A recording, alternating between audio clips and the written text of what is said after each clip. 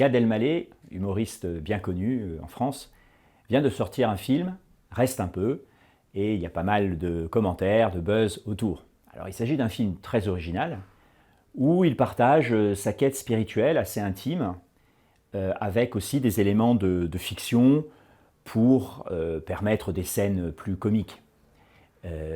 Voilà, donc il faut le prendre pour ce que c'est. Il y a un intérêt pour lui ancien, une fascination pour la Vierge Marie qui remonte à son enfance.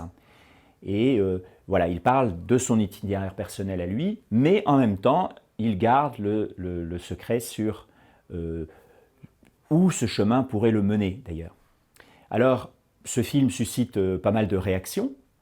Alors, on peut dire certaines peuvent être parfois un peu déplacées. Alors, du côté catholique, parfois, il peut y avoir une sorte de triomphalisme, entre guillemets, hein, la conversion trop faite, qui est un peu déplacée, je crois. Alors, c'est vrai que dans les circonstances qui sont les nôtres en ce moment, une petite bonne nouvelle, une vision sympathique sur notre religion est toujours heureuse, mais il faut être, je crois, très, très prudent, très respectueux. Voilà. Et puis, évidemment, on peut comprendre aussi que pour certains membres de la communauté juive, ce ne soit pas forcément évident, qu'il peut y avoir parfois un petit peu de moquerie, mais je pense que comme on le voit dans le film avec les rabbins, il y a aussi beaucoup de respect. Voilà, parce que c'est une démarche profondément respectueuse. Alors pourquoi ce film est précieux, je dirais même courageux? Au fond, il nous dit qu'une quête spirituelle, personnelle, intime, dans la France d'aujourd'hui, de 2022, eh bien c'est possible. Et que oui, les religions traditionnelles peuvent apporter, peuvent aider quelqu'un à faire un chemin spirituel. Oui, il y a dans l'être humain des aspirations métaphysiques, des aspirations religieuses, et que ça vaut le coup de creuser ces questions. Alors comme il le dit lui-même, le chemin n'est pas fini, il ne sait pas, je crois, où il finira.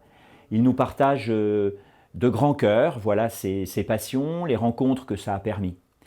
Et je crois qu'au fond, il nous laisse un message, il lance un peu un message à la France d'aujourd'hui, à tous les Français, quelle que soit leur confession, et à tous ceux peut-être qui pensent que le dossier religion, le dossier christianisme est archivé, que cela vaut la peine que de s'informer, de rechercher, de rencontrer. Au fond, qu'une quête spirituelle libre, authentique, patiente, respectueuse des autres, peut être un chemin de joie, un chemin qui rend heureux. Donc rien que pour cela, je crois qu'il faut lui dire merci Gad.